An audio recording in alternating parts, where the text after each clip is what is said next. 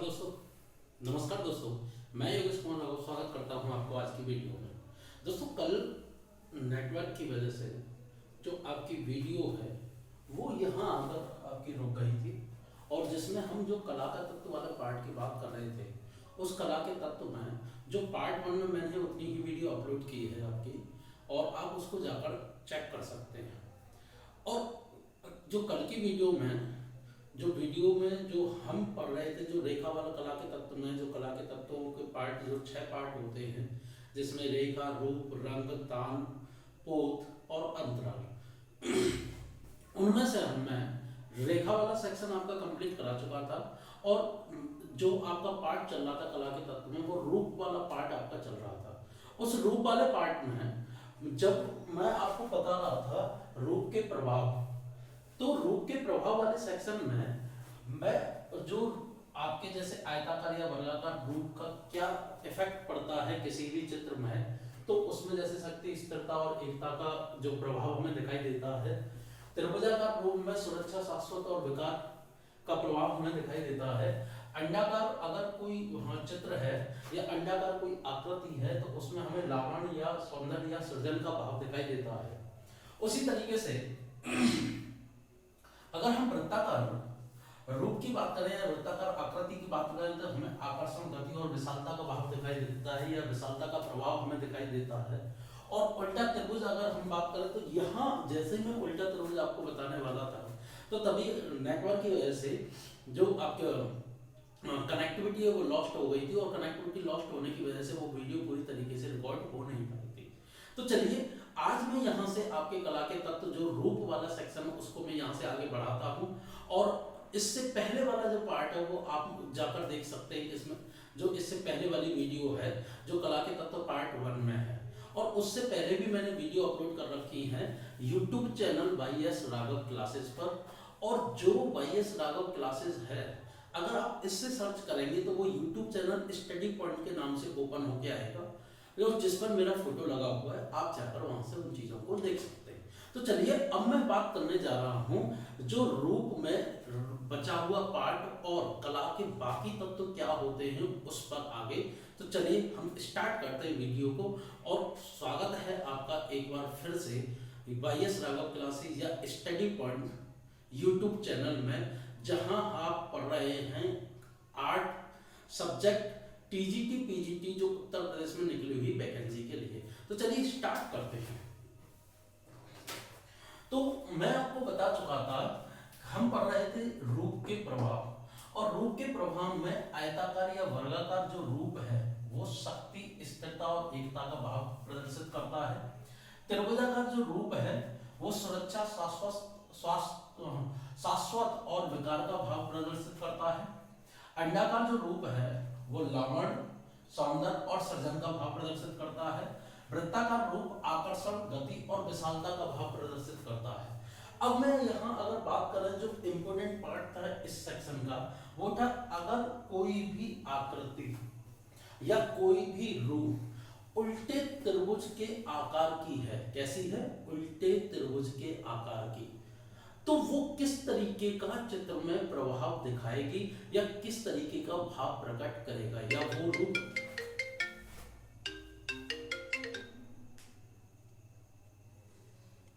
एक मिनट रुकिए, एक कॉल आ गई थी। हाँ, तो वो रूप किस तरीके का भाव प्रकट करेगा, या किस तरीके की चीजों को देखेगा। तो चलिए हम स्टार्ट करते हैं यहीं से। तो जो उल्टा त्रिभुज है वो आपका, देखिए, जैसे सुरक्षा, तो ये कैसा करेगा? असुरक्षा का भाव, असुरक्षा, अशांति,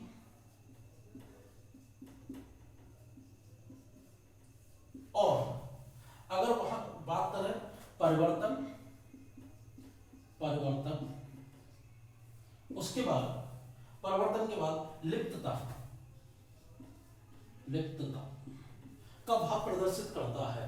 तो अगर हम बात करें कि जो उल्टा त्रिभुज है वो असुरक्षा, अगर त्रिभुजाकार आए तो वो कैसा करेगा? सुरक्षा का। विकार की जगह पे क्या आ जाएगा? लिप्तता। ठीक। अशांति, परिवर्तन का भाव क्या करता है? प्रदर्शित करता है। अगर वही बात करें कि कोई भी आकृति ऐसी है जो मुक्त रूप से है,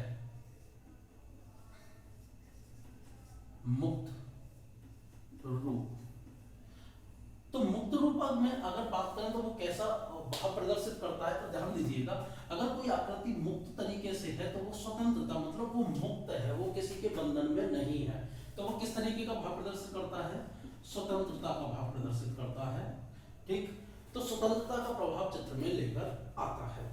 अब अगर हम आगे बात करें कि जो चित्र सूत्र में हमें 5 तरीके के रूप बताए गए हैं, ठीक, तो वो चित्र सूत्र में हमें 5 तरीके के मानव के क्या बताए गए हैं, रूप बताए गए हैं, और वो हम पहले एक बार देख चुके हैं।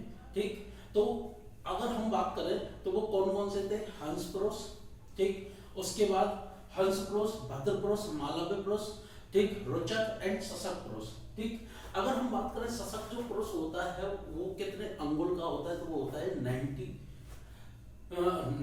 अंगुल का, तो मतलब 90 अंगुल का। अगर वही बात करें हम रोचक पुरुष की, तो रोचक कितने का होता था, 100 अंगुल का। वही अगर बात करें हम मालव्य की, तो मालव्य होता था 104। उसके बाद आता था कौन सा, मालव के बाद आता था आपका भद्र पुरुष, भद्र पुरुष होता था कितने का, 106 का। और वहीं अगर बात करें हम किसकी, हंस पुरुष की, तो हंस पुरुष आता था 108 अंगुल का। तो चलिए एक बार हम इसको देख लेते हैं। ठीक, चित्र सूत्र के अनुसार एक दोबारा से देख लेते हैं, और फिर यहां से मापन की इकाई भी हम दोबारा से देखेंगे। तो चित्र सूत्र के अनुसार हेडिंग डालिएगा, चित्र सूत्र के अनुसार रूप। अगर हम चित्र सूत्र के अनुसार रूप बोले तो मार्कंड मुनि के विष्णु धर्मोत्तर पुराण के 3य खंड के 9 अध्यायों में चित्र सूत्र प्रकरण है, ये मैं बार बार आपको बता रहा हूं। तो उसमें हमें कितने प्रकार के रूपों का वर्णन किया गया था, तो मानव के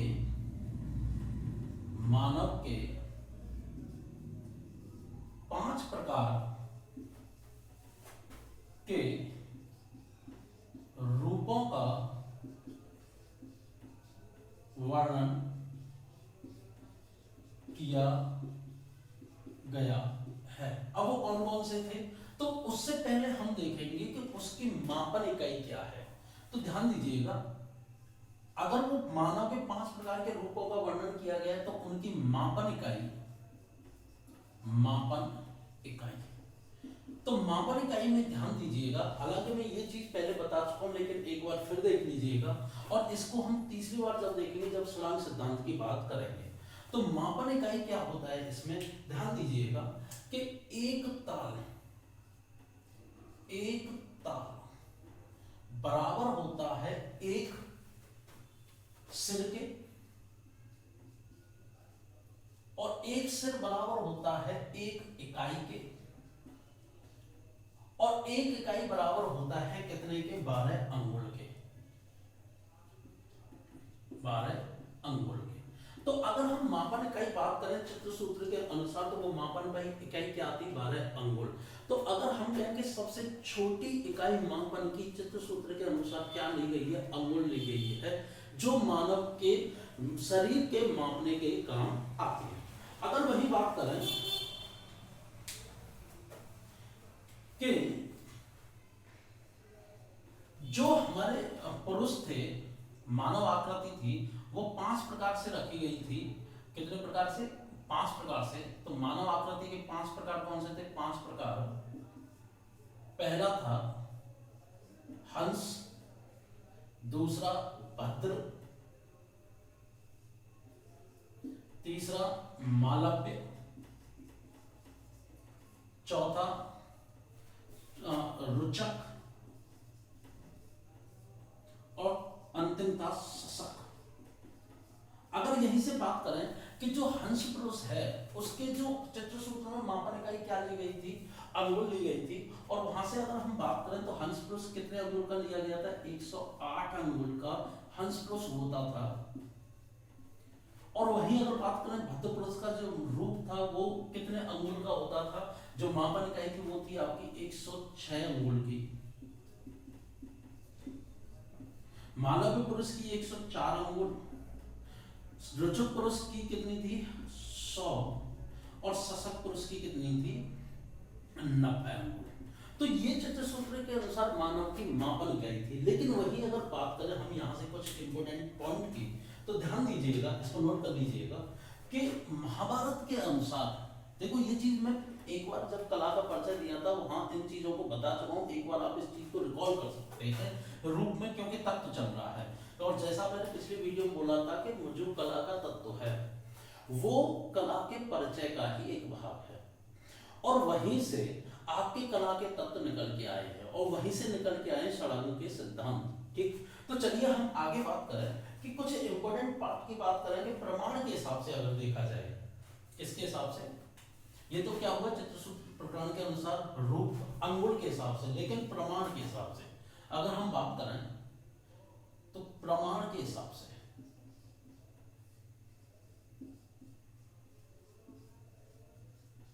हिसाब से, तो प्रमाण के हिसाब से अगर देखा जाए तो जो रूप है वो भी दोबारा से कितने प्रकार का मिलता है, 5 प्रकार का मिलता है। तो ध्यान दीजिएगा प्रमाण के हिसाब से भी कितने प्रकार हैं, 5 प्रकार। और ये 5 प्रकार कौन कौन से हैं, तो पहला आता है कौन सा, बाल रूप। बाल रूप। दूसरा आता है आपका कौन सा, कुमार रूप। कुमार रूप। तीसरा आता है आपका कौन सा, मानव। चौथा आता है जो भयानक। भयानक। और पांचवा आता है कौन सा, राक्षस। ठीक, अब जैसे यहां से अगर हम बात करें कि ये किसके हिसाब से 5 प्रकार, किसके हिसाब से, अंगुल के हिसाब से। ठीक, किसके हिसाब से है, अंगुल के हिसाब से चित्रसूत्र प्रकरण में। अगर हम षडांग में प्रमाण के हिसाब से बात करें तो वहां कितने प्रकार आते हैं, 5 प्रकार आते हैं। और इनकी जो मापन इकाई है, नोट करके लिखिएगा, मापन इकाई, यहां अंगुल नहीं, यहां क्या है, ताल है। क्या है, ताल। अब जैसे यहां से अगर हम बात करें कि जो बाल रूप है वो कितने ताल का होता है, तो ध्यान दीजिएगा बाल रूप अगर बात करें हम तो कितने ताल का होता है, 5 ताल का क्या होता है, बाल रूप होता है। कि अगर कोई भी मानव, अगर हम बाल रूप बना रहे हैं और ताल के हिसाब से हम इकाई ले रहे हैं तो एक ताल बराबर कितने का होता है, 12 अंगुल का। लेकिन अगर हम बाल रूप की बात करें तो वो कितने ताल का होता है, 5 ताल का, और इसकी मापन इकाई क्या है, ताल है। अगर कुम्हार की बात करें तो कुमार जो रूप है वो कितने ताल का होता है, वो 8 ताल का होता है। ठीक, अगर वही बात करें जो मानव है, मानव कितने का होता है, वो 8 से 10 ताल का होता है। ठीक, अब 8 से 10 ताल में क्या आ जाता है आपका कि जो 8 ताल का होता है वो साधारण। साधारण। ठीक,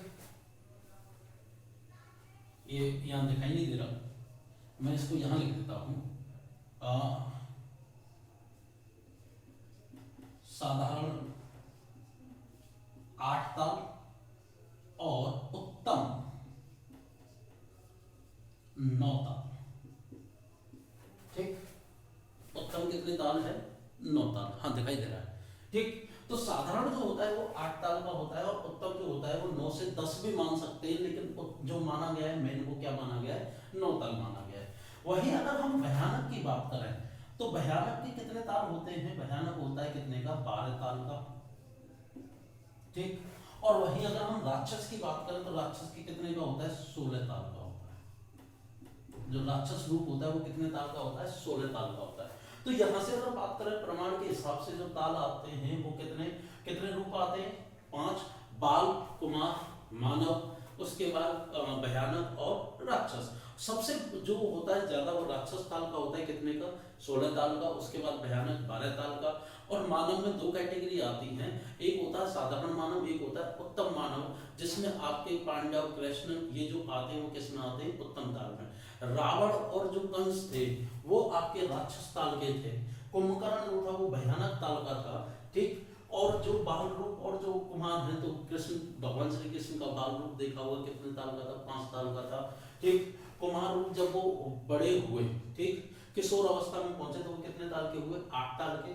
जब मानव पहुंचे तो वो साधारण मानव 8 साल का या उत्तम मानव 9 साल का, लेकिन ये 8 से 10 तक चलता है। नॉर्मली 8 और 9 हमारे माने गए। चलिए आगे बढ़ते हैं। अगर हम कुछ इंपोर्टेंट पॉइंट की बात करें तो ध्यान दीजिएगा, लिखिएगा यहां से,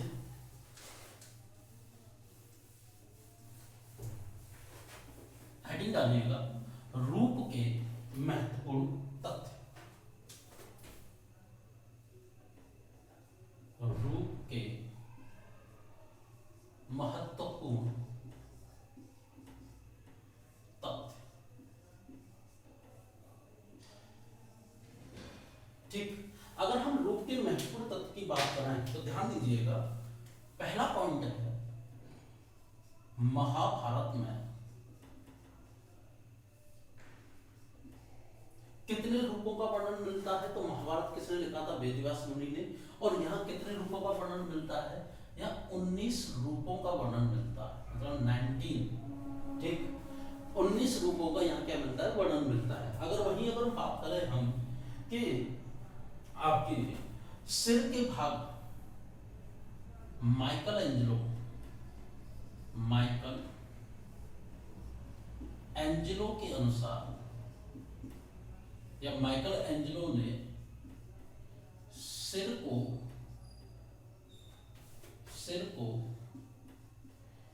4 भागों में बांटा था।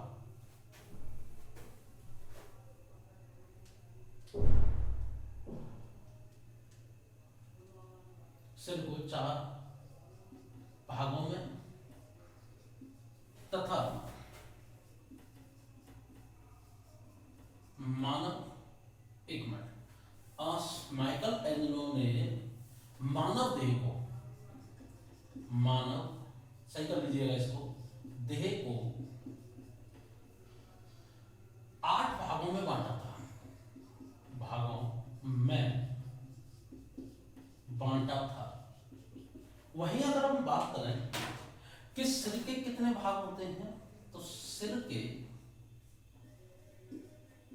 4 भाग होते हैं।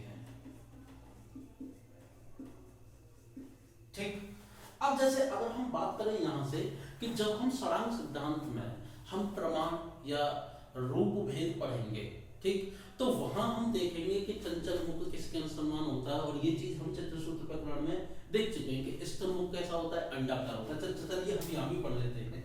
तो ध्यान दीजिएगा, यहां अगर देखा जाए कि मुखाकृति कैसी होती है, कि अगर स्थिर मुख है, स्थिर मुख, तो स्थिर मुख कैसा होगा, तो वो होगा कैसा, अंडाकार, अंडाकार। अगर हम बात करें चंचल मुख,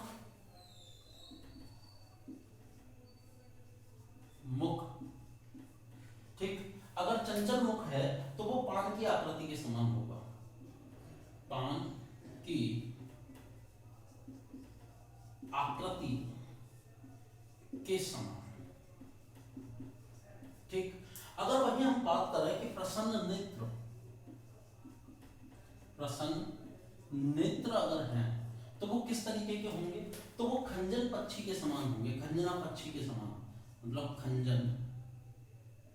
खंजन पक्षी के समान। ठीक, अगर वही बात करें कि योगी के कान, योगी की आंख कैसी होती है, धनुषाकार या चापाकार, और योगी के कान कैसे होंगे, योगी के कान होते हैं ओम की आकृति जैसे, ओम की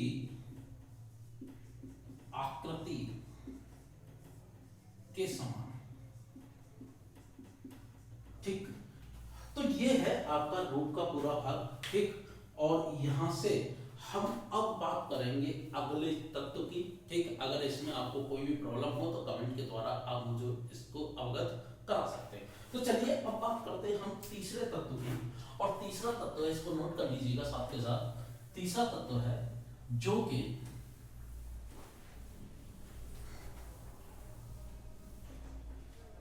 सबसे इंपोर्टेंट पार्ट कला के तत्व का, जिसको बोलते हैं हम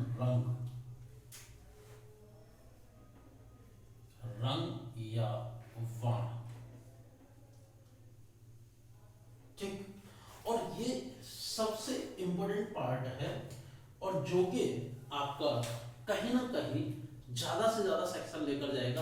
तो हम एक काम करते हैं यहाँ कि जो रंग को छोड़कर हम तान और अगला पार्ट ले लेते हैं और रंग का पूरा एक वीडियो बनाएंगे, और उस वीडियो में जो रंग का कम से कम काफी लंबा पार्ट होता है और उसमें रंग का पूरा सेक्शन लेकर चलेंगे। तो यहां से हम हटा देते हैं और बात करते हैं किस पर, तान पर।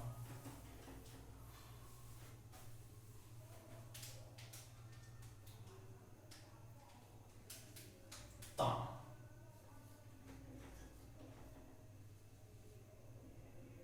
ठीक, या इसको हम बोलते हैं टोन। तो यहां सबसे पहला एक क्वेश्चन आता है कि रंगत के हल्केपन और गहरेपन को हम क्या कहते हैं। तो रंगत के हल्केपन और गहरेपन को हम क्या बोलते हैं, तान बोलते हैं। तो लिखिएगा सबसे पहला पॉइंट, रंगत के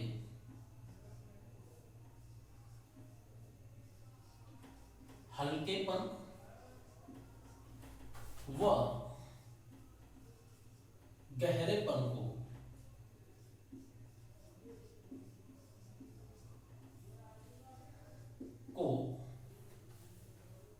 तान कहते हैं, तान कहते हैं। ठीक, जिसको अंग्रेजी में बोला जाता है टोन। ठीक, तो रंगत के हल्केपन और गहरेपन को हम क्या बोलते हैं, तान बोलते हैं। अब उसके बाद अगर हम बात करें कि तान के 3 प्रमुख भाग होते हैं। ठीक, इसके 3 मुख्य भाग होते हैं, 3 मुख्य भाग। अब कौन कौन से 3 मुख्य भाग होते हैं, तो ध्यान दीजिएगा। सबसे पहला आता है जिसको बोलते हैं प्रकाशित या हल्की तान।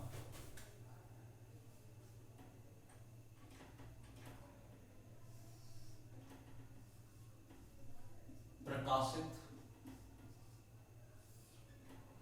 या हल्की तान। दूसरा आता है जिसको हम बोलते हैं मध्यम तान, मध्यम तान। ठीक, और तीसरा आता है जो छाया या गहरी तान, छाया या गहरी तान। ठीक, अब इन तीनों में अंतर क्या है, ठीक, या ये किस तरीके का भाव प्रदर्शित करते हैं। तो ध्यान दीजिएगा, जो प्रकाशित या हल्की तान है वो हमारा प्रसन्नता और उल्लास का प्रभाव लेकर आता है चित्र में। कैसा प्रभाव लेकर आता है, प्रसन्नता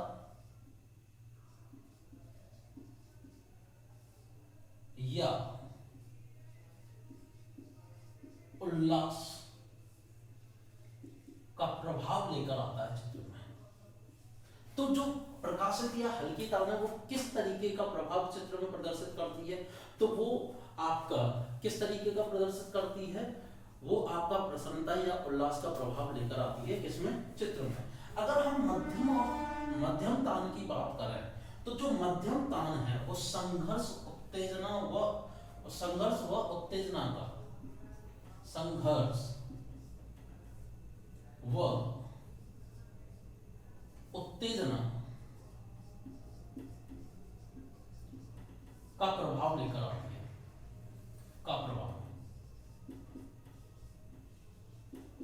ठीक, और अगर छाया या गहरी तान की बात करें तो वो निराशा तथा रहस्यमयता का प्रभाव लेकर आता है, मतलब रहस्यमयी तान जिसको बोला जाता है। तो वो कैसा लेकर आती है, निराशा, ठीक, तथा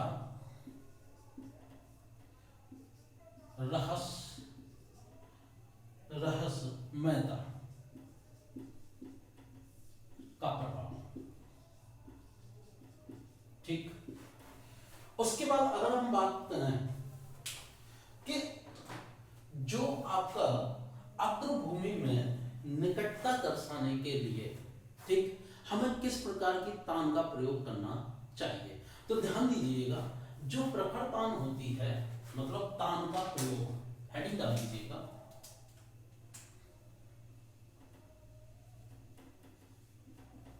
तान का प्रयोग।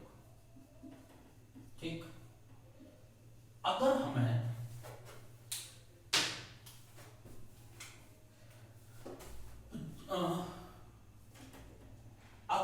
अग्रभूमि में निकटता दर्शाने हेतु, अग्र भूमि में निकटता दर्शाने के लिए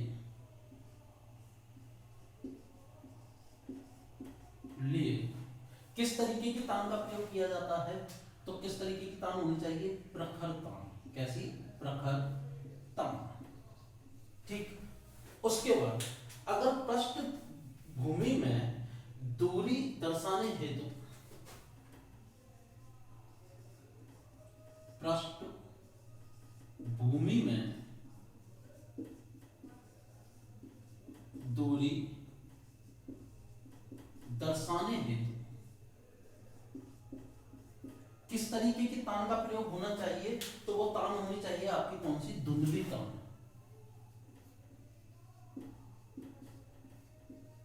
कैसी तान होनी चाहिए?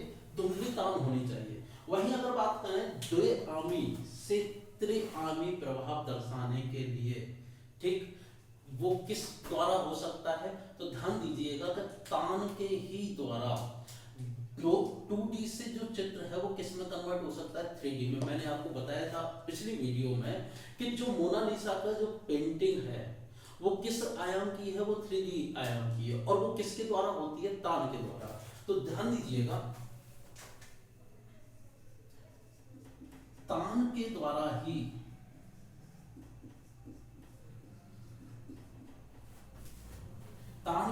ही कोई चित्र, कोई भी आकृति द्विआयामी, मतलब 2D से त्रिआयामी, मतलब 3D बनाई जा सकती है, बनाई जा सकती है। ठीक, जो 2D से 3D कैसे बनाई जा सकती है? वो बनाई जा सकती है क्या? तान के द्वारा। अब एक और चीज, अगर हम बात करें तान के द्वारा ही, तान के द्वारा, ठीक, तान के द्वारा ही चित्र में हम सामंजस्य, संतुलन व विरोधाभास प्रदर्शित कर सकते हैं। तान के द्वारा ही चित्र में सामंजस्य, ठीक, उसके बाद संतुलन व विरोधाभास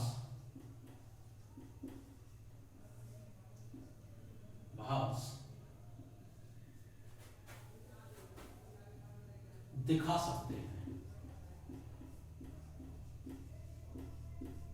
ठीक, तो ये है तान का पूरा सेक्शन। एक मिनट, हाँ ठीक है, दिखाई दे रहा है। तो अगर हम बात करें कि जो तान है, तान का प्रयोग क्या है कि अगर किसी भी चित्र के अग्रभूमि की निकटता को दर्शाना है तो हम किस प्रकार की तान का प्रयोग करेंगे? प्रखर तान का। अगर हम पृष्ठभूमि की दूरी को दर्शाने हेतु कैसी तान होती है? धुंधली तान। उसके बाद अगर छाया या गहरी तान का प्रयोग कर रहे हैं तो वो कैसा प्रभाव लाएगी? निराशा तथा रहस्यमयता का प्रभाव। मध्यम तान संघर्ष व उत्तेजनाता का प्रभाव। अब यहाँ से क्वेश्चन आता है, तो सबसे पहले क्वेश्चन ये बनता है कि रंगत के हल्केपन व गहरेपन को हम क्या कहते हैं? तो आंसर मिलता है तान। दूसरा क्वेश्चन बनता है कि अगर प्रकाशक या हल्की तान द्वारा हम कैसे भाव को प्रदर्शित करते हैं? तो वो प्रसन्नता या उल्लास का प्रभाव दिखाती है तान किसमें? चित्र में। अगर जैसे पृष्ठभूमि अग्रभूमि के लिए हमें दर्शाना है तो कैसे? तो क्वेश्चन बनेगा प्रखर तान का प्रयोग हम किस लिए करते हैं, तो उसका ऑप्शन बनेगा कि अग्रभूमि में निकटता दर्शाने के लिए, या दूसरा ऑप्शन पृष्ठभूमि में दूरी दर्शाने के लिए, या उल्लास का प्रभाव लाने के लिए, या उत्तेजना का प्रभाव लाने के लिए। तो आंसर क्या हो जाएगा, अग्रभूमि में निकटता दर्शाने के लिए हम प्रखर तान का प्रयोग करते हैं। अगर धुंधली तान का प्रयोग हम कहां करते हैं, तो पृष्ठभूमि में दूरी दर्शाने हेतु हम क्या करते हैं, धुंधली तान का प्रयोग करते हैं।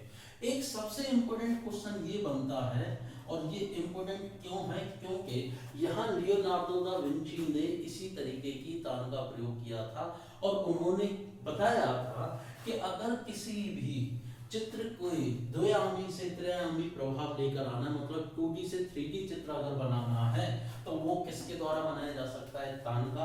अगला क्वेश्चन ये बनता है इंपोर्टेंट कि जो सामंजस्य, संतुलन व विरोधाभास किस प्रकार से दिखाया जा सकता है। ऑप्शन मिल जाएगा रंग से, रूप से, रेखा से, या तान से। तो आंसर मिल जाएगा तान से।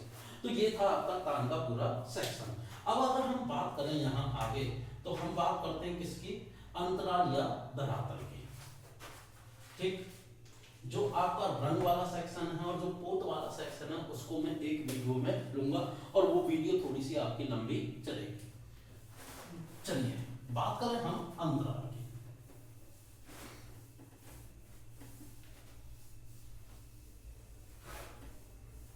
या जिसको बोलते हैं हम धरातल।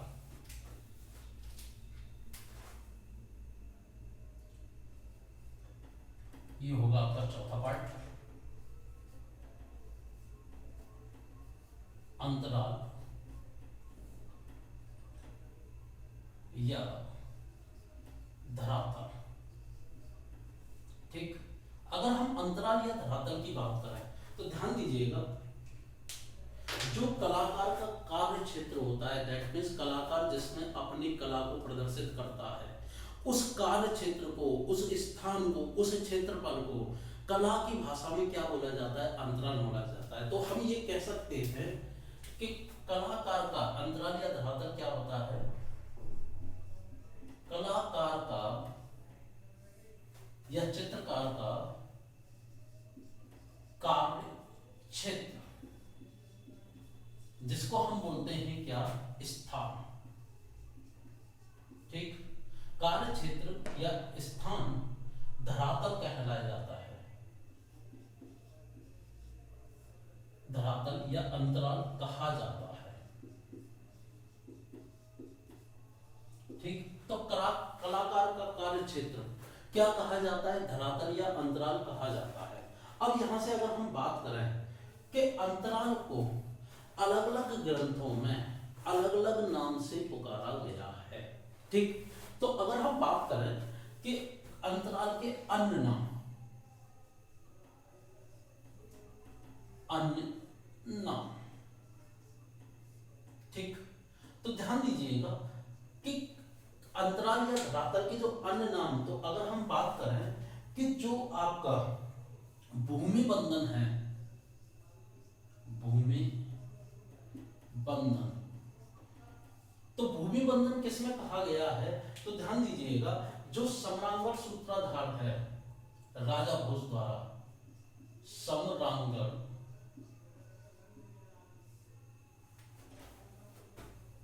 सूत्राधार,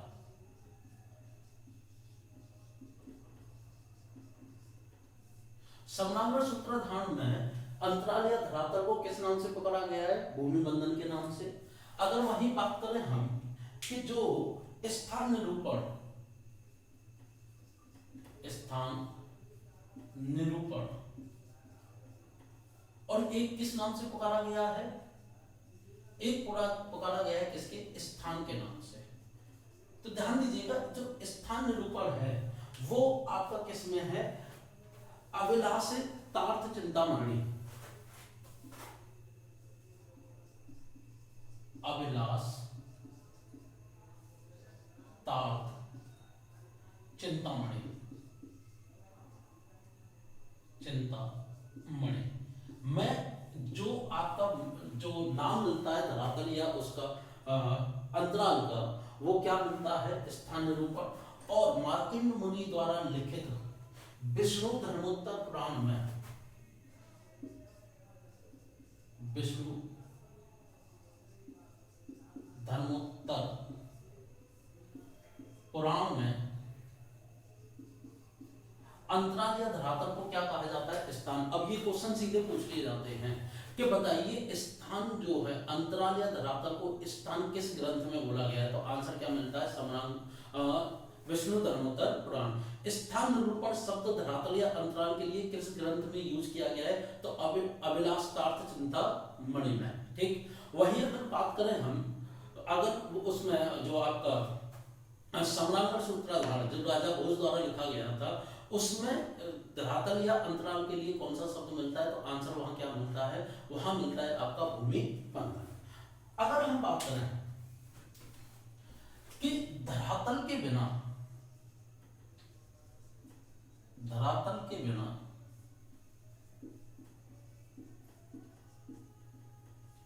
धरातल के बिना चित्र रचना संभव नहीं है। चित्र रचना संभव नहीं है। देखिए, जब धरातल ही नहीं होगा तो कलाकार अपना चित्र कहां बनाएगा? तो जब तक धरातल नहीं होगा तब तक वहां चित्र की रचना की नहीं जा सकती है। अगले अगर हम पॉइंट की बात करें, ठीक, कि चित्र सुसंयोजन के लिए जो सबसे महत्वपूर्ण अंग है वो कौन सा है? धरातल है। ठीक, तो अगला पॉइंट लिखिएगा, धरातल चित्र सुसंयोजन के लिए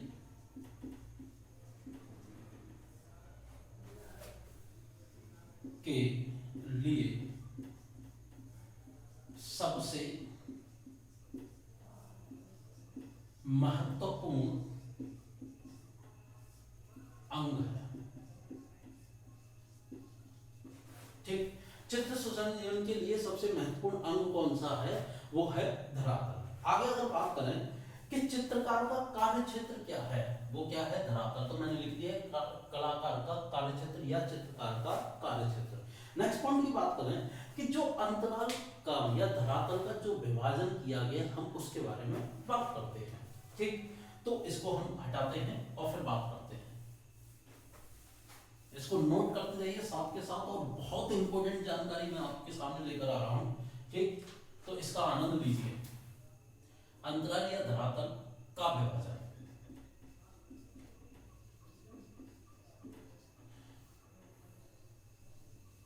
ठीक, ध्यान दीजिएगा, अंतराल विभाजन, तो सबसे पहला विभाजन आता है फर्स्ट सम विभाजन।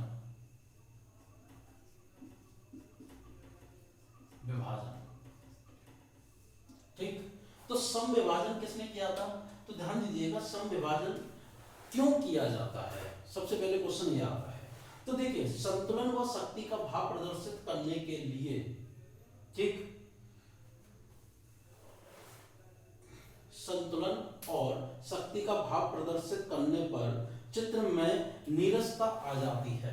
ठीक है, तो सबसे पहला पॉइंट आता है कि संतुलन व शक्ति का भाव प्रदर्शित करने के लिए, संतुलन व शक्ति का भाव प्रदर्शित करने के लिए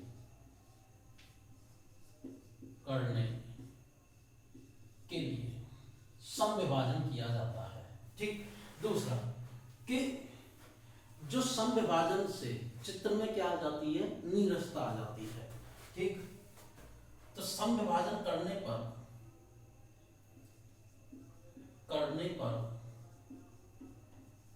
चित्र में नीरसता आ जाती है,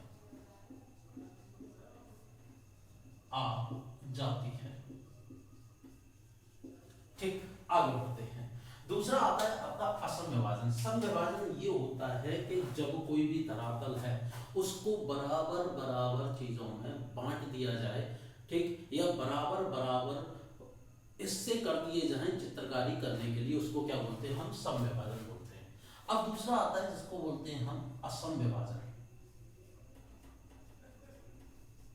असम विभाजन या इसको विषम विभाजन भी बोला जाता है, ध्यान रखिएगा। तो असम विभाजन कल्पना के आधार पर, ठीक, कलात्मक रूप में विभाजन करना ही क्या कहलाया जाता है, असम विभाजन। कल्पना के आधार पर, ठीक, कल्पना के आधार पर कलात्मक रूप में, कलात्मक रूप में विभाजन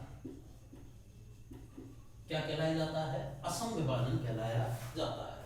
आगे अगर बात करें हम कि चित्र में सौंदर्य व क्रियाशीलता का भाव आता है, इससे असम विभाजन से, इससे चित्र में, ठीक, इससे चित्र में सौंदर्य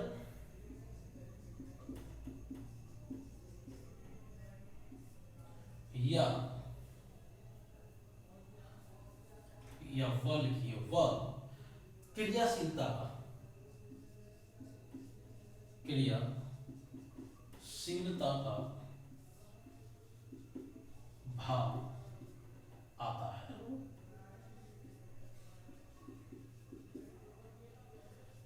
ठीक, इससे क्या आता है, चित्र में क्रियाशीलता का भाव आता है। आगे अगर बात करें हम कि स्वर्णिम विभाजन, तीसरा आता है धरातल का स्वर्णिम विभाजन। ठीक, अगर हम स्वर्णिम विभाजन की बात करें तो इसको करने वाले व्यक्ति कौन थे, ये क्वेश्चन बनता है। तो इसको किसने किया था कि एक यूनानी कलाकार थे यूक्लिड, ठीक, तो उन्होंने कौन सा विभाजन दिया था, स्वर्णिम विभाजन दिया था।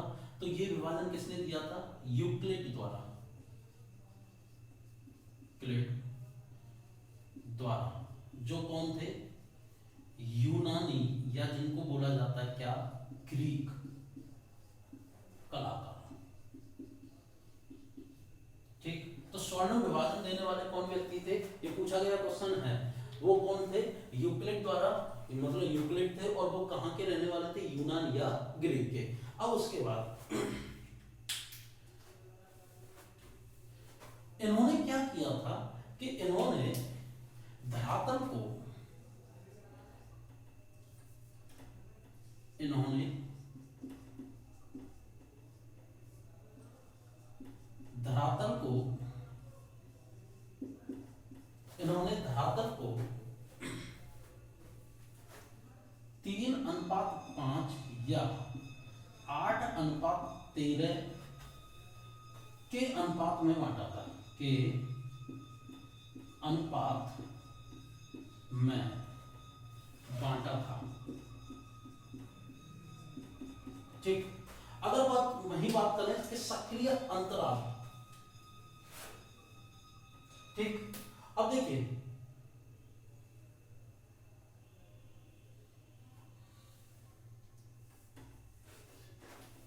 एक आता है कौन सा, सक्रिय अंतराल,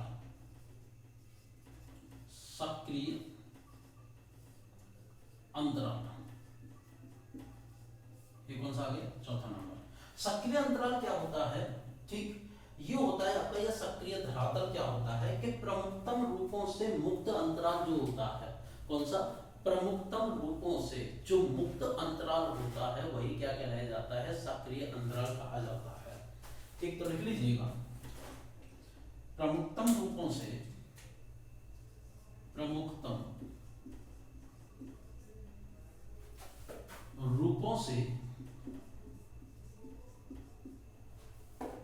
मुक्त अंतराल, मुक्त अंतराल या धरातल, ध्यान दीजिए अंतराल और धरातल एक ही चीज है।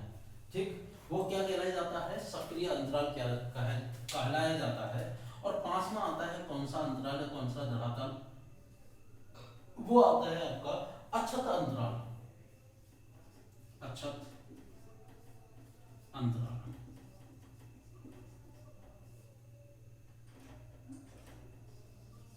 ठीक। अछत अंतराल क्या होता है, तो ध्यान दीजिएगा, वो होता है कि चित्र रचना का कार्य आरंभ ना हो, ऐसा अंतराल जिसमें चित्र रचना का कार्य आरंभ ना हुआ हो अभी तक, वह अंतराल कैसा अंतराल कहलाया जाता है, अछत अंतराल। मतलब जिसको छुआ ना गया हो, अछूत, मतलब जिसको छुआ ना जा सके, मतलब अछत अंतराल। ठीक। तो चित्र रचना ऐसा अंतराल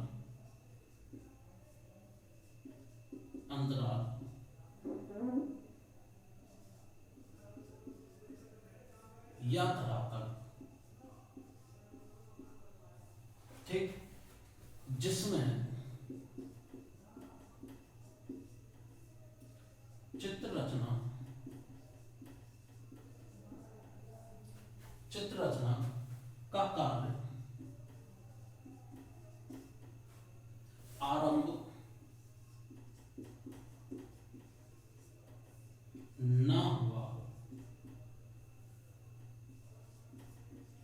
हो, वो कैसा क्या कहलाया जाता है, अछत अंतराल।